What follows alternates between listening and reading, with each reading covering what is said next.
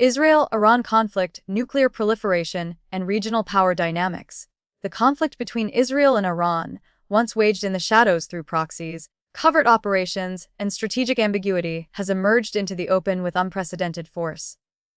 What we are witnessing is not merely another regional crisis, but a convergence of unresolved historical grievances, ideological rivalries, nuclear ambitions, and great power calculations that together threaten to reshape global security in the 21st century. At the heart of this confrontation lies a fundamental question: can the international order prevent nuclear proliferation and regional war in an era of declining trust, rising nationalism, and eroding norms? The answer to this question will not be determined solely in Tehran or Jerusalem, but also in Washington, Moscow, Beijing, and the halls of international institutions that were designed for a different era.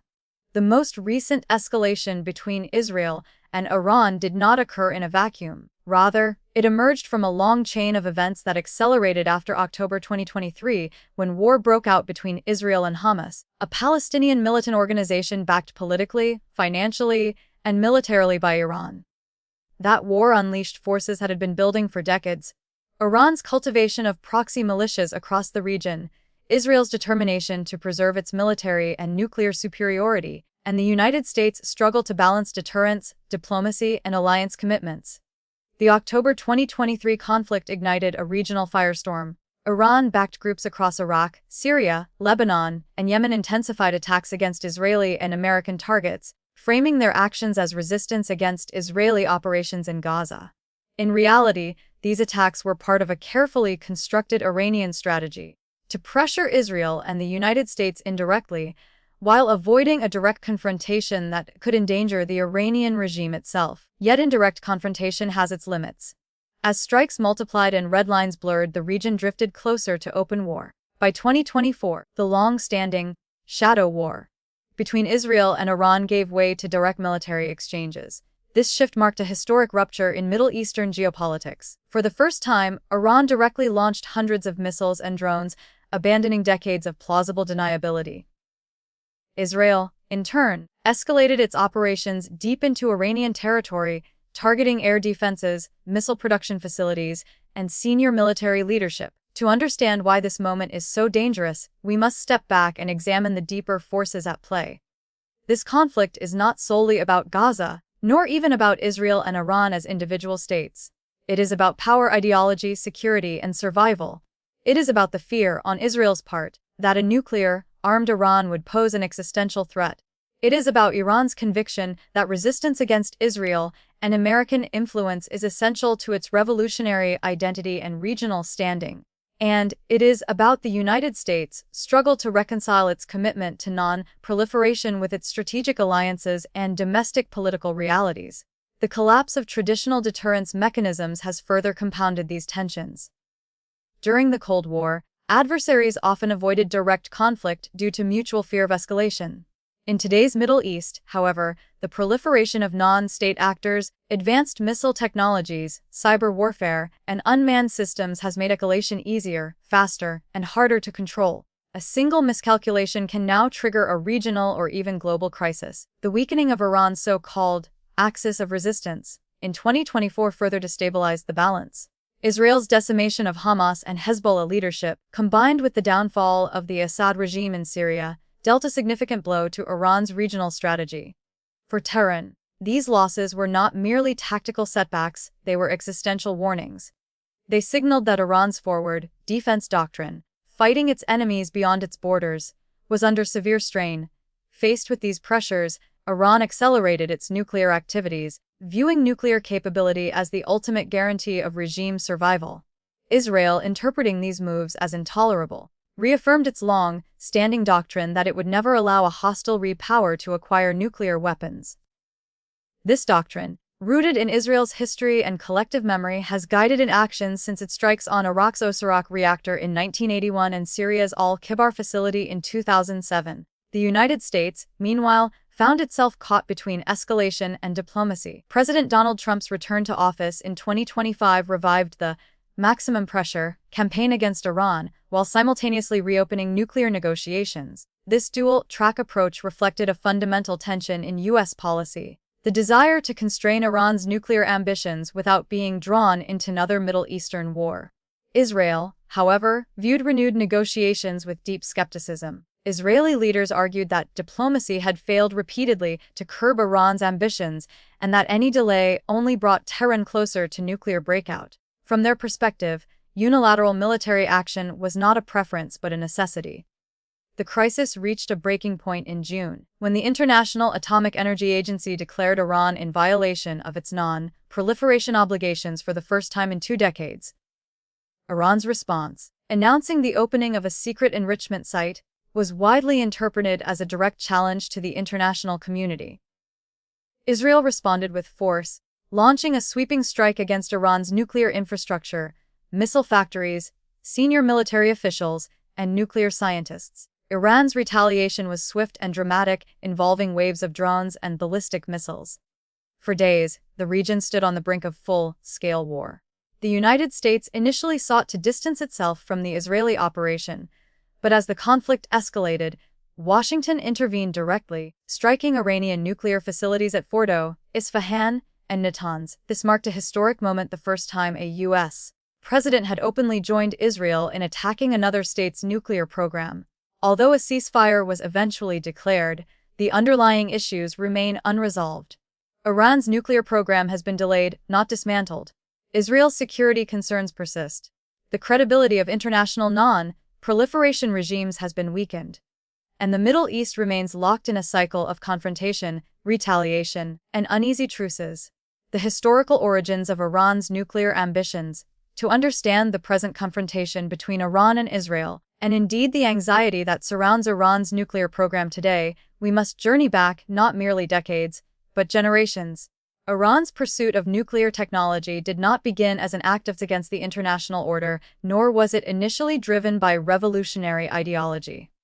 Rather, it emerged within a very different geopolitical context, shaped by Cold War rivalries, modernization ambitions, and shifting perceptions of national security. Iran's nuclear journey began in 1957, during the reign of Shah Mohammad Reza Pahlavi, under the USM-led Atoms for Peace initiative. At that time, Iran was a close ally of the United States, firmly embedded within the Western security architecture designed to contain Soviet influence. Nuclear technology was viewed not as a weapon, but as a symbol of progress, scientific advancement, and national prestige. The Shah envisioned Iran as a modern, technologically advanced power, capable of leading the Middle East into a new era of development. Throughout the 1960s and 1970s, Iran invested heavily in education, scientific research, and energy infrastructure. Nuclear power was seen as essential to sustaining long-term economic growth and preserving oil exports. In 1968, Iran signed the Nuclear Non-Proliferation Treaty, committing itself to the peaceful use of nuclear energy and accepting international oversight.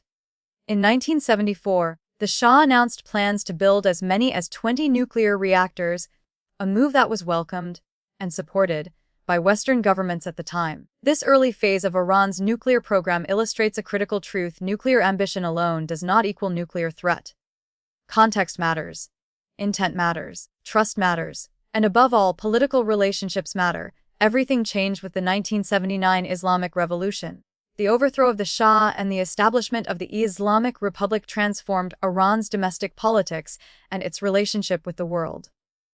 The new leadership, suspicious of Western influence and preoccupied with consolidating power, initially viewed nuclear technology with skepticism. Some revolutionary leaders even considered it incompatible with Islamic principles.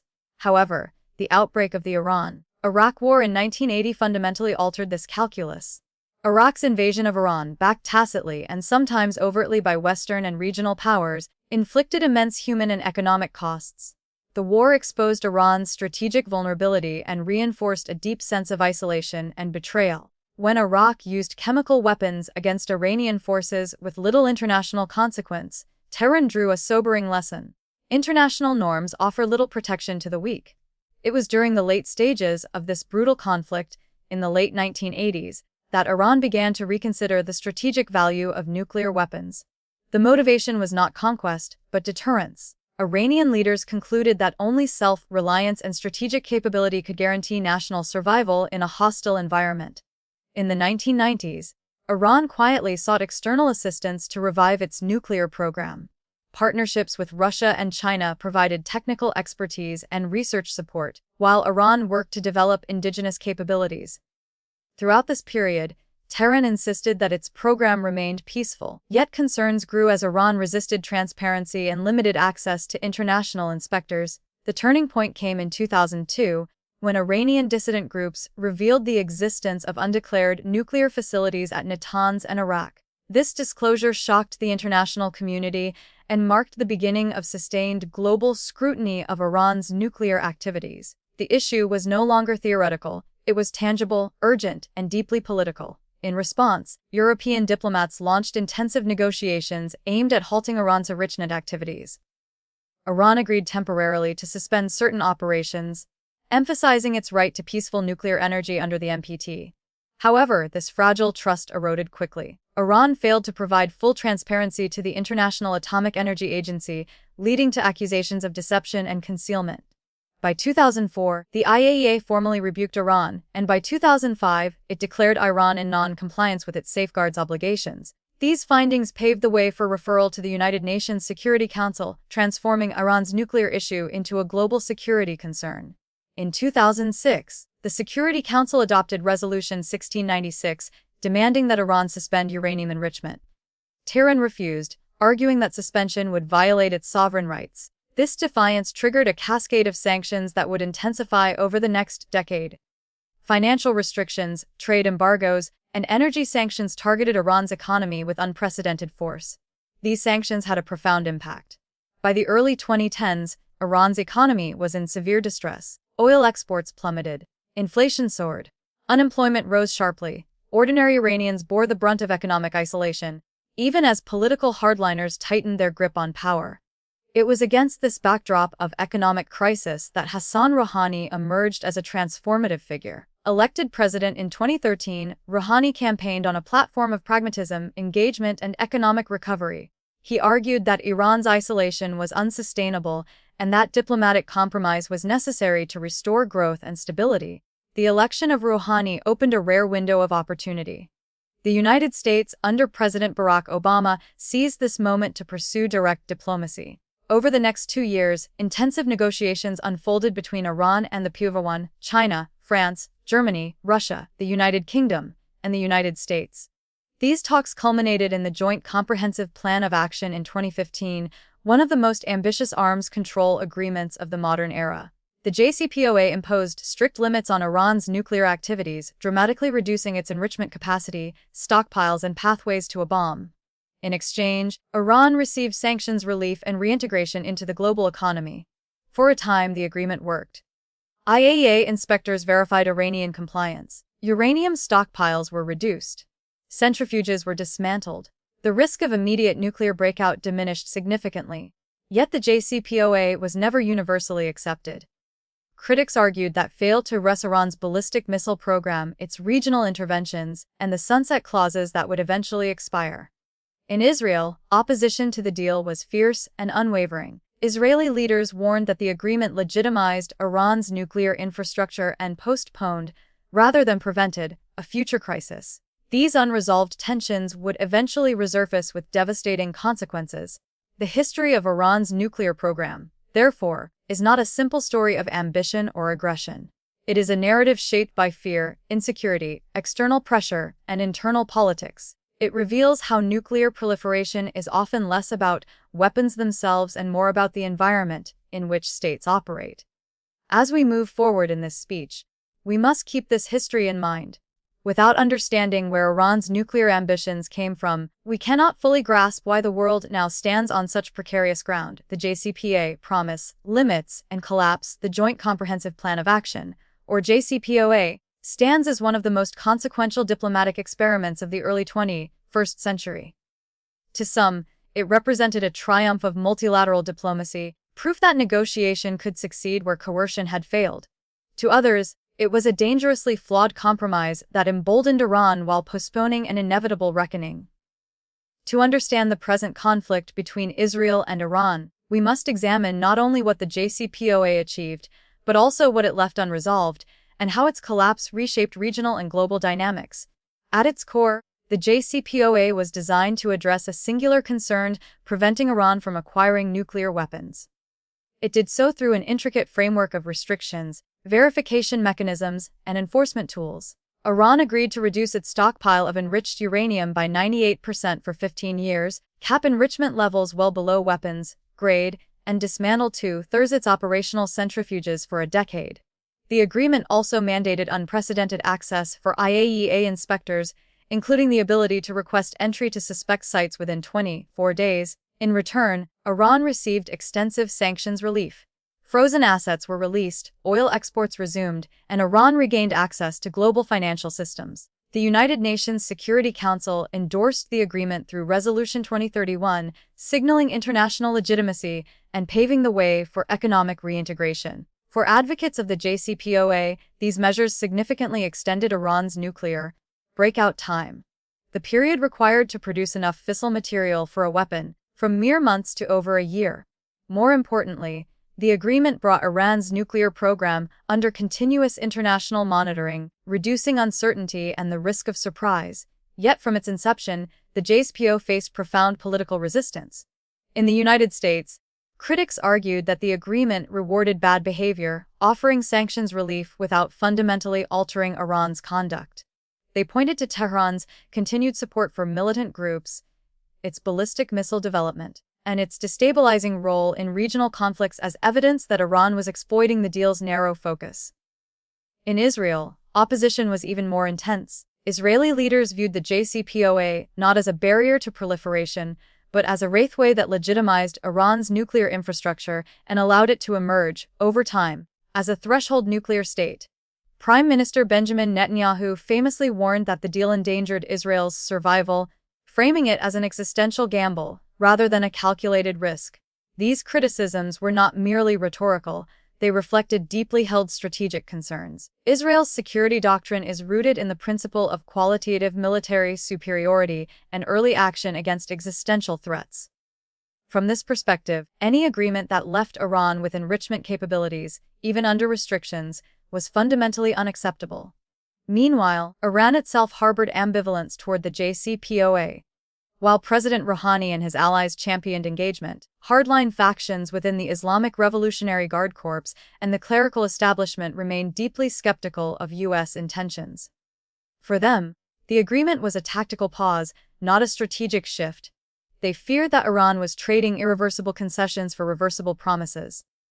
Despite these tensions, the JCPOA initially functioned as intended. IAEA reports consistently confirmed Iranian compliance.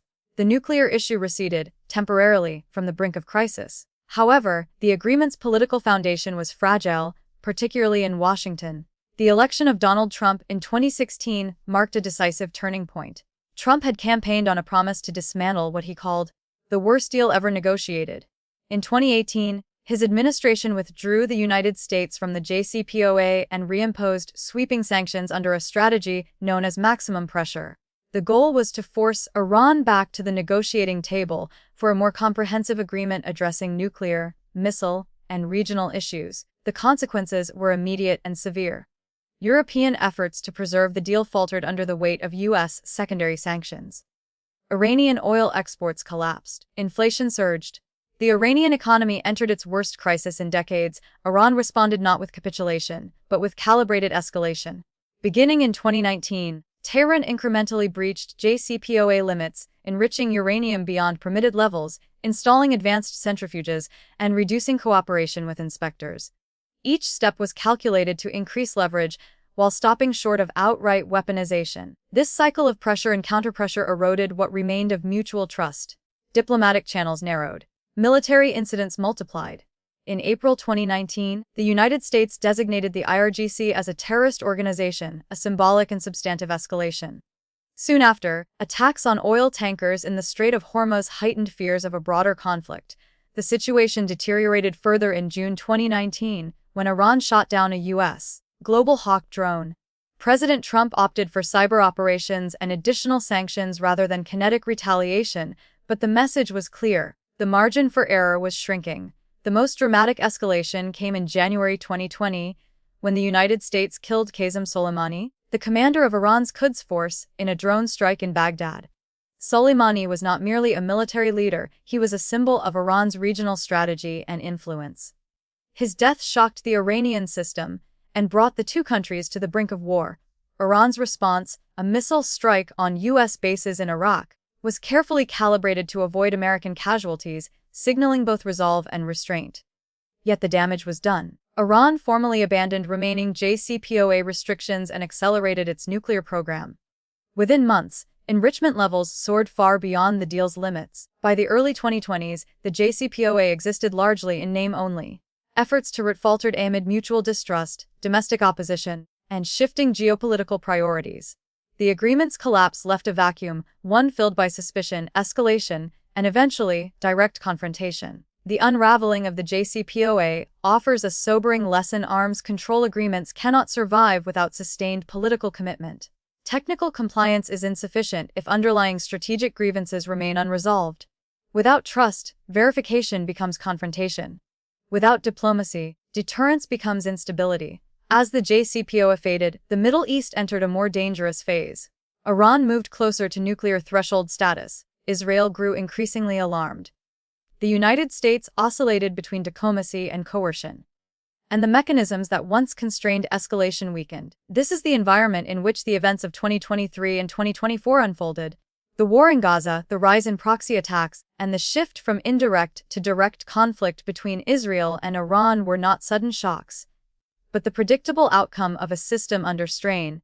In the next part of this speech, we will turn our attention to Iran's Riedel proxy network, the so-called axis of resistance, and how it transformed local conflicts into a regional confrontation, drawing Israel, the United States, and Iran into an ever-tightening spiral. Iran's axis of resistance and the regionalization of conflict. No discussion of the Israel-Iran confrontation can be complete without addressing the vast and intricate network of alliances, militias, and proxy forces that Iran has cultivated across the Middle East. This network, often referred to by Iranian officials as the axis of resistance, is central to Tehran's regional strategy and to the escalation dynamics that have drawn multiple states into recurring cycles of violence. The axis of resistance did not emerge overnight. It is the product of decades of strategic adaptation, born out of Iran's perception of vulnerability and encirclement. Lacking the conventional military power of its adversaries, Iran developed an asymmetric approach to deterrence. Rather than confronting Israel or the United States directly, Tehran invested in non-state actors capable of projecting power beyond its borders while maintaining a degree of deniability. At the heart of this strategy lies the Islamic Revolutionary Guard Corps, Quds Force, the external operations arm of Iran's security apparatus. Tasked with exporting the ideals of the Islamic Revolution and defending Iran's interests abroad, the Quds Force became the architect and coordinator of Iran's regional influence. One of Iran's earliest and most significant partnerships was with Hezbollah in Lebanon. Established in the aftermath of Israel's 1982 invasion of Lebanon, Hezbollah evolved from a small militia into a formidable hybrid force combining political influence, social services, and advanced military capabilities. With Iranian funding, training, and weaponry, Hezbollah amassed an arsenal of rockets and missiles capable of striking deep into Israeli territory. For Iran, Hezbollah serves multiple purposes. It acts as a deterrent against Israelis on Iranian soil, provides a forward operating base on Israel's northern border, and symbolizes resistance against what Tehran portrays as Western and Israeli aggression. For Israel, Hezbollah represents one of the most immediate and severe security threats it faces. Iran's relationship with Hamas, though ideologically more complex, has been similarly consequential. Despite sectarian differences, Hamas is Sunni while Iran is Shiite. Shared opposition to Israel forged a pragmatic alliance. Over the years, Iran provided Hamas with financial assistance, weapons, and training, enabling the group to develop increasingly sophisticated military capabilities. The October 7, 2023 attack on Israel, carried out by Hamas, was a stark demonstration of these capabilities. While Iran denied direct involvement in planning the assault, its years of support were instrumental in Hamas's operational readiness. The attack not only triggered a devastating war in Gaza, but also activated a broader network of allies across the region. In Iraq and Syria, Iran cultivated Shiite militias that became powerful actors in their own right. Originally mobilized to combat extremist groups such as the Islamic State, These militias gradually integrated into local security structures while maintaining loyalty to Tehran. Armed with rockets, drones, and increasingly precise missiles, they became a key tool for pressuring U.S. forces stationed in the region. Between late 2023 and early 2024, these Iran-backed groups launched more than 200 attacks on U.S. and Israeli targets in Iraq and Syria. Each strike carried the risk of escalation, drawing Washington closer to direct confrontation with Tehran. In Yemen, Iran's support for the Houthi movement further expanded the conflict's geographic scope. Though the Houthis are not Iranian proxies in the same sense as Hezbollah, Tehran's provision of ballistic missiles and drones significantly enhanced their capabilities. Houthi attacks on shipping in the Red Sea disrupted global trade routes and underscored the conflict's international ramifications. This sprawling network of alliances allowed Iran to challenge its adversaries on multiple fronts simultaneously. It also complicated deterrence. When attacks occurred, attribution was often murky, enabling Iran to deny responsibility while reaping strategic benefits. Yet the axis of resistance is not without vulnerabilities. Maintaining such a network requires enormous financial resources, logistical coordination, and political capital. It also ties Iran's security to the fortunes of non-state actors whose actions Tehran cannot always fully control. In 2024, these vulnerabilities became increasingly apparent. Israel launched a systematic campaign to dismantle the leadership and infrastructure of Hamas and Hezbollah. Targeted killings, intelligence-driven operations, and sustained military pressure decimated command structures and degraded operational capacity. Simultaneously, the collapse of the Bashar al-Assad regime in Syria dealt a significant blow to Iran's regional posture. Syria had long served as a critical transit corridor and strategic depth for Iran's operations in Lebanon and the eastern Mediterranean. Its downfall disrupted supply lines and undermined Iran's ability to project power westward. These setbacks forced Iran into a strategic dilemma. Its forward defense doctrine, keeping threats away from its borders through proxies, was faltering. With its allies weakened and its influence challenged, Tehran faced the prospect of increased isolation and vulnerability. This context helps explain Iran's growing reliance on its nuclear program as a deterrent. As conventional and proxy-based tools eroded, nuclear capability appeared increasingly attractive as the ultimate insurance policy. For Israel, the weakening of Iran's proxies created both opportunity and urgency. On one hand, Israel achieved significant tactical successes against groups that had long threatened its borders. On the other, Israeli leaders feared that Iran, cornered and humiliated, might accelerate its nuclear ambitions or resort to more direct confrontation. The result was a dangerous feedback loop. Proxy warfare escalated into direct strikes, deterrence blurred into provocation, and the region edged closer to open war. The role of the United States in this environment was equally complex. Washington sought to deter attacks on its forces while avoiding entanglement in a broader regional conflict. Airstrikes against Iran-backed facilities in Iraq and Syria signaled resolve. But they also underscored the limits of military action in addressing the root causes of instability. By late 2024, the Middle East had entered a new phase, one in which the traditional separation between local conflicts and great power confrontation no longer held. The axis of resistance, once a buffer insulating Iran from direct attack, had become a catalyst for escalation.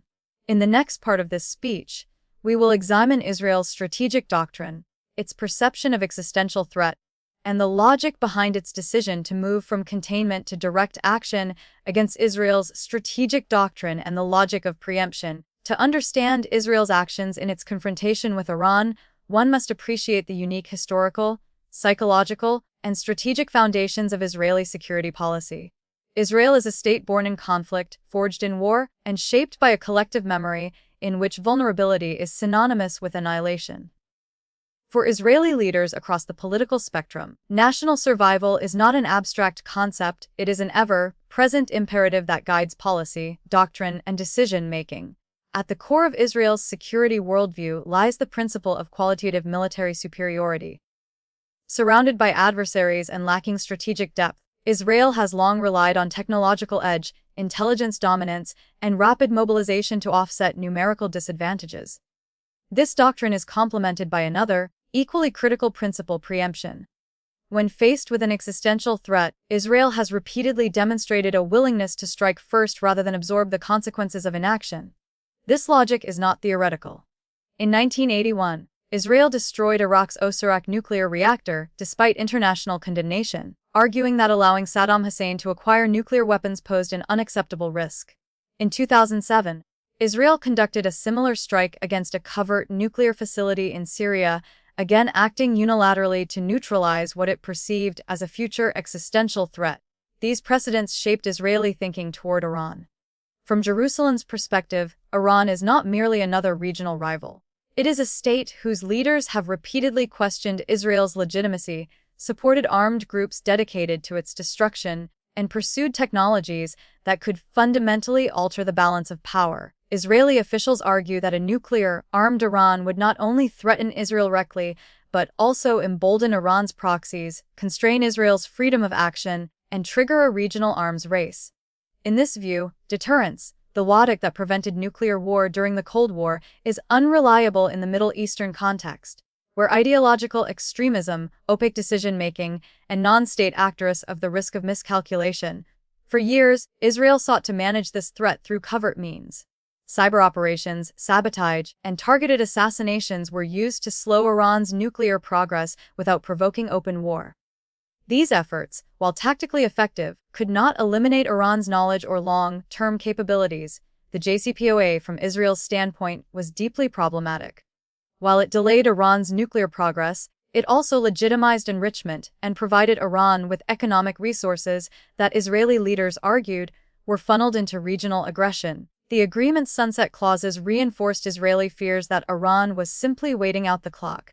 When the JCPOA collapsed and Iran began exceeding enrichment limits, Israeli anxiety intensified. Intelligence assessments increasingly warned that Iran was approaching nuclear threshold status, the ability to produce weapons-grade material on short notice. For Israel, this represented a narrowing window of opportunity. The events of 2023 and 2024 further shifted Israeli calculations. The October 7 Hamas attack shattered Israel's sense of deterrence and exposed vulnerabilities in its security apparatus. Although Israel inflicted devastating losses on Hamas in Gaza, the psychological impact of the attack was profound. It reinforced the belief that enemies were becoming bolder, more capable, and less deterred. Simultaneously, Hezbollah's activities along Israel's northern border, coupled with Iran-backed attacks across the region, created a sense of encirclement. Even as Israel succeeded in decimating the leadership of Hamas and Hezbollah, it faced the prospect of a more desperate and unpredictable Iran. From this vantage point, waiting was no longer an option. Israeli leaders concluded that if Iran crossed the nuclear threshold, the strategic environment would irreversibly change. Military action, while risky, was viewed as preferable to a future in which Iran possessed nuclear weapons. This logic culminated in the June strikes against Iranian targets, including nuclear facilities, missile factories, and senior officials. Israeli Prime Minister Benjamin Netanyahu framed the operation as a last resort measure, undertaken not out of choice but necessity. In Israeli discourse, the operation was portrayed as a defensive act, aimed at preventing catastrophe rather than provoking war. Critics, both within Israel and internationally, warned of the dangers of escalation. They argued that military strikes could delay but not destroy Iran's nuclear program while risking regional war. Supporters countered that delay itself was valuable, buying time and preserving strategic flexibility. The Israeli decision to act also reflected skepticism toward international mechanisms. Years of diplomacy, inspections, and resolutions had failed to permanently resolve the nuclear issue. From Israel's perspective, reliance on external guarantees was insufficient. Self-help was essential. This mindset helps explain Israel's willingness to act unilaterally, even in the face of potential diplomatic fallout. It also explains the strain that emerged between Israel and the United States at various points, particularly when Washington pursued negotiations that Israel viewed as dangerously permissive. Yet Israel's actions cannot be understood in isolation. They are deeply intertwined with U.S. policy, regional power dynamics, and the broader erosion of norms governing the use of force. In the next part of this speech, we will examine the role of the United States, its strategic dilemmas, its interventions, and the unprecedented decision to directly strike Iran's nuclear facilities, marking a new chapter in Middle Eastern and global security. The United States, from deterrence to direct intervention. The role of the United States in the Israel-Iran confrontation is both pivotal and paradoxical. For decades, Washington has sought to prevent nuclear proliferation in the Middle East while simultaneously avoiding deep military entanglement in the region. Yet time and again, crises have drawn the United States back into the very conflicts it hoped to manage from a distance. The events surrounding the direct strikes on Iran's nuclear facilities in June represent the culmination of long-standing tensions in U.S. policy between restraint and resolve, diplomacy and force. Historically, U.S. strategy toward Iran has oscillated between engagement and confrontation. After the 1979 Islamic Revolution and the ensuing hostage crisis recollapsed into enduring hostility. Yet even amid this antagonism, U.S. administrations recognized the dangers of unchecked escalation. Deterrence, sanctions, and limited engagement became the tools of choice. The JCPOA reflected one such attempt at engagement, but its collapse returned Washington to a more coercive posture. When President Donald Trump returned to office in 2025, he revived the maximum pressure campaign, reinstating and expanding sanctions designed to cripple Iran's economy and constrain its strategic ambitions.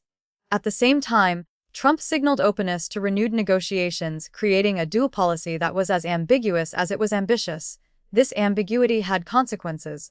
For Iran, U.S. sanctions reinforced narratives of American hostility and unreliability. For Israel, renewed talks raised fears of diplomatic delay. For U.S. allies in the region, the lack of a clear strategic end state created uncertainty, as Iran-backed attacks against U.S. forces intensified in Iraq and Syria. Washington faced mounting pressure to respond. Airstrikes against militia facilities were intended to restore deterrence without provoking Iran directly. Yet deterrence in this environment proved fragile. Each exchange raised the stakes, narrowing the margin for miscalculation. The crisis escalated dramatically following the IAEA's declaration in June that Iran was violating its non-proliferation obligations. This finding struck at the heart of the international nuclear order and heightened fears that Iran was moving irreversibly toward weaponization. When Iran announced the opening of a secret enrichment site, the prospect of containment through diplomacy alone appeared increasingly remote. Israel's unilateral strike against Iran placed Washington in an extraordinarily difficult position. Publicly, the United States stated it was not involved. Privately, U.S. officials faced a stark choice: distance themselves from their ally or prepare for the possibility of a wider war. President Trump's rhetoric in the days following the strike suggested a shift.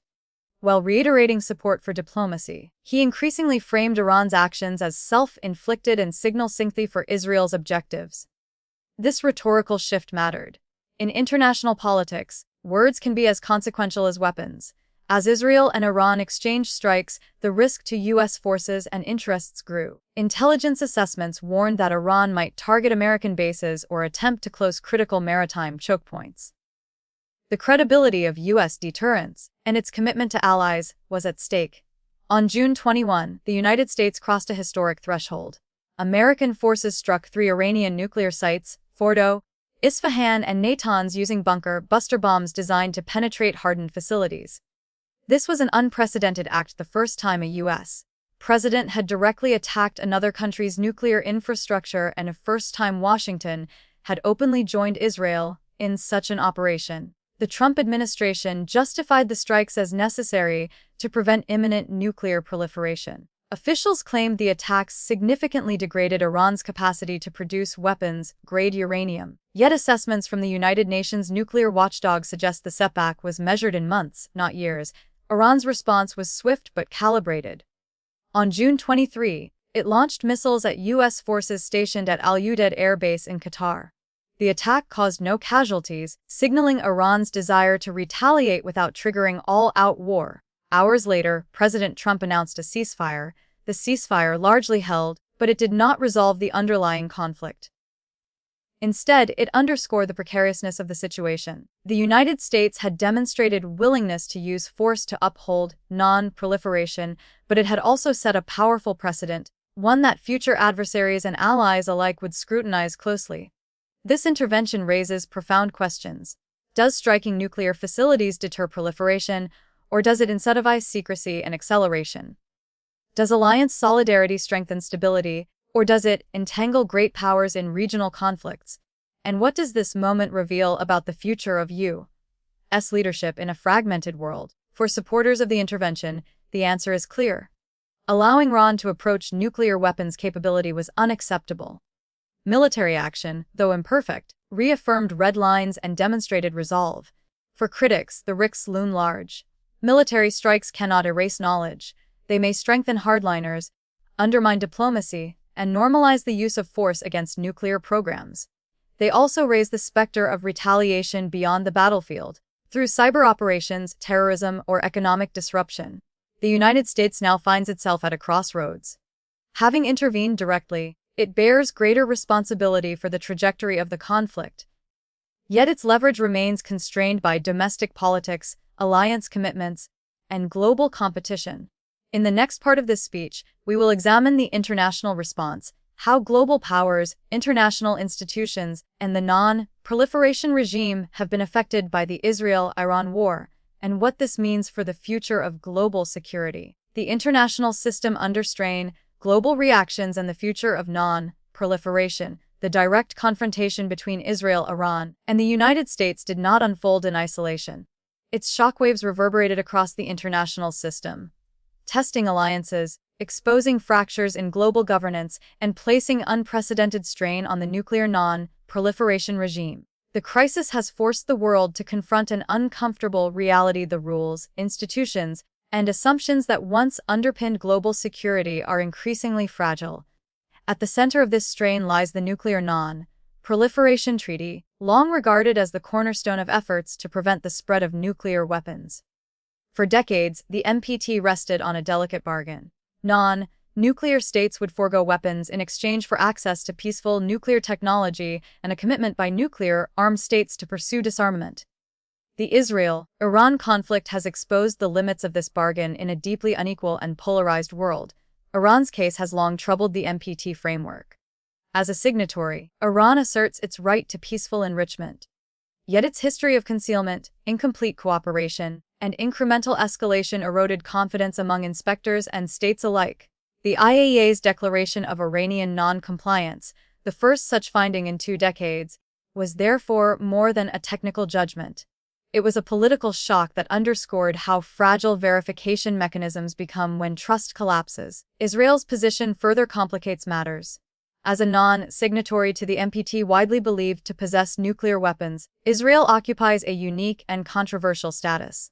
For many countries in the global south, the crisis reinforced perceptions of double standards in the non-proliferation regime's strict enforcement against some states, tolerance or silence toward others.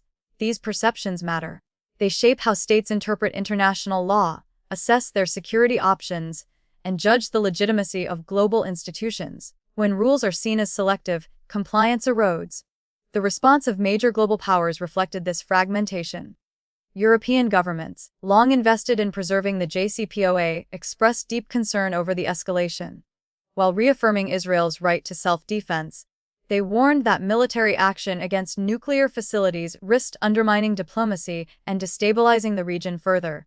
Calls for restraint and renewed negotiations dominated European statements, revealing a persistent faith in multilateral solutions, even as their leverage appeared limited.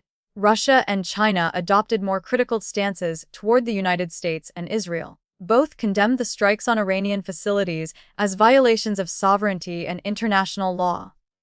Yet their objections were not purely principled. The crisis provided Moscow and Beijing with an opportunity to highlight U.S. unilateralism and position themselves as defenders of state sovereignty in contrast to Western interventionism. At the same time, neither Russia nor China showed willingness to meaningfully restrain Iran. Their responses reflected a broader pattern in contemporary geopolitics. Great powers increasingly prioritize strategic competition over collective security. The result is a world in which crises are managed not through consensus, but through rivalry. The United Nations, predictably, struggled to assert authority. Emergency meetings of the Security Council produced familiar divisions and veto threats. Statements urging de-escalation carried moral weight, but little practical impact. the inability of the UN to prevent or decisively respond to weakened perceptions of its relevance in high-stakes security matters. Beyond governments, the conflict sent shockwaves through global markets and civil society. Energy prices fluctuated amid fears of disruption in the Gulf and Red Sea. Shipping routes were threatened. Investors reassessed risk. For populations far removed from the battlefield, the conflict translated into economic uncertainty and renewed anxiety about global instability. Perhaps most consequential are the long-term implications for nuclear proliferation. When a state sees its nuclear facilities attacked, it draws lessons. Some may conclude that nuclear capability invites preemption. Others may conclude that only possessing nuclear weapons can prevent such attacks. Either conclusion is deeply troubling. If military strikes become normalized as a tool of non-proliferation, the incentive structure shifts. States may pursue secrecy, dispersal, and acceleration rather than transparency.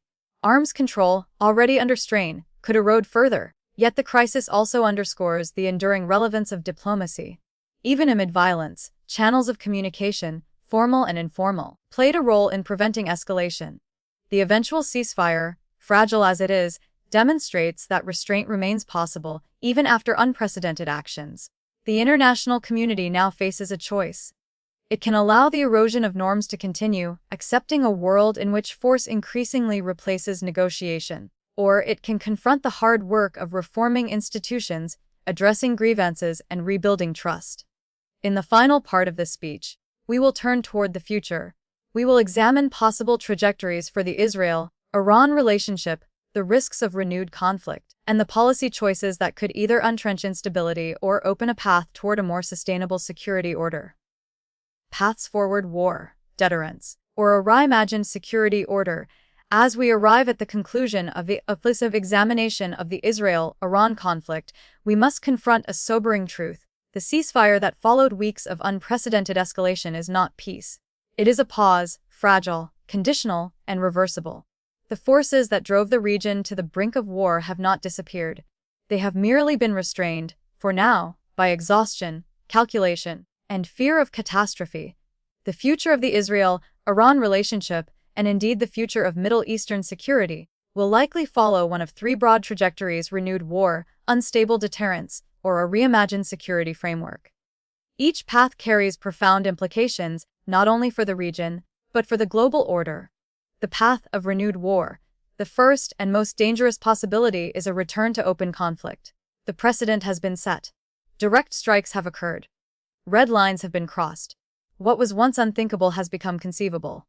Iran's nuclear program, though damaged, remains intact in knowledge and intent. Israeli leaders remain convinced that delay is not resolution. If intelligence assessments suggest Iran is again approaching nuclear breakout, pressure for renewed Israeli action will mount. Similarly, Iran may seek to reassert deterrence through asymmetric retaliation, proxy attacks, or cyber operations. In such a scenario, escalation could be faster and more destructive than before. Regional actors Lebanon, Iraq, Yemen, and the Gulf could once again become battlegrounds. U.S. forces would face heightened risk. Global energy markets would react violently. The possibility of miscalculation, leading to uncontrollable war, would loom large. This path represents the failure of diplomacy and the triumph of fear. The path of unstable deterrence. The second trajectory is one of uneasy deterrence. In this scenario, all parties draw lessons from the near war and exercise restraint, not out of trust, but out of caution. Iran may continue advancing its nuclear program incrementally, stopping short of weaponization. Israel may rely on intelligence, covert action, and diplomatic pressure rather than overt strikes. The United States may seek to deter escalation while avoiding deep engagement. This is not stability in the true sense. It is managed insecurity. Crises would recur. Proxy conflicts would persist. The nuclear issue would remain unresolved, hanging over the region like a gathering storm. Yet this path is familiar. It resembles the Middle East of the past 2 decades, volatile, tense, but short of full-scale war. For many policymakers, it may appear to be the least bad option. The path of a reimagined security order. The third trajectory is the most difficult and the most necessary. It involves rethinking security in the Middle East, beyond zero-sum rivalry and perpetual deterrence. This path does not demand trust where none exists, but it does require pragmatism, inclusivity, and sustained engagement. Such a framework would acknowledge the legitimate security concern of all states, including Israel and Iran, while rejecting the logic that security can only be achieved through dominance or exclusion. It would require renewed commitment to arms control, regional dialogue, and confidence-building measures for Iran. This would mean verifiable limits on nuclear activities in exchange for meaningful sanctions relief and economic integration. For Israel, it would mean accepting that long-term security cannot rest solely on military superiority, but also on regional accommodation. For the United States and global powers, it would require consistency, credibility, and a willingness to support diplomacy even when it is politically inconvenient. This path is not idealistic. It is realistic because the alternatives are worse. Lessons and responsibilities. The Israel-Iran conflict offers several hard-earned lessons. First, military force can delay, but it cannot resolve political problems. Strikes may buy time, but time must be used wisely, or it will be lost. Second, non-proliferation cannot survive double standards. A rules-based order must apply rules consistently, or it will lose legitimacy. Third, regional conflicts are no longer regional. In an interconnected world, war in the Middle East affects global security, markets, and norms. Finally, leadership matters. Decisions made in moments of crisis shape history for generations. Restraint is not weakness. Diplomacy is not surrender, and dialogue is not appeasement.